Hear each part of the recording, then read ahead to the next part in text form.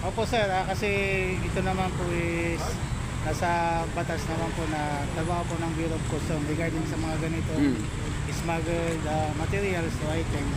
Sa kanila po dapat ito ang parte lang po ng law enforcer o yung PNP is magano lang po kami, mag-enforce lang kami ng batas, kami po yung arrested.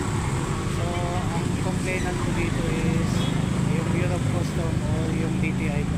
Opo, last lesson, ang ating pong mensahe doon sa ating mga kababayan na gustong magpagawa pa ng ganito pong mga kontrabando, magpuslit ng illegal na kontrabando, sir.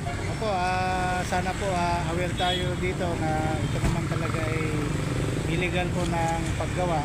Kaya po kung maaari po nakikiusap ako na pigilan na lang natin po ito. Opo. Sayang po yung pera natin, sayang po yung effort natin. Maraming salamat. Apo, maraming salamat yung ating pong butihing Chief of Police sa katauhan po ni Police Lieutenant Colonel Sir Erwin Tambora, yung ating pong Chief of Police ng Bayan ng Parang Municipal Police Station.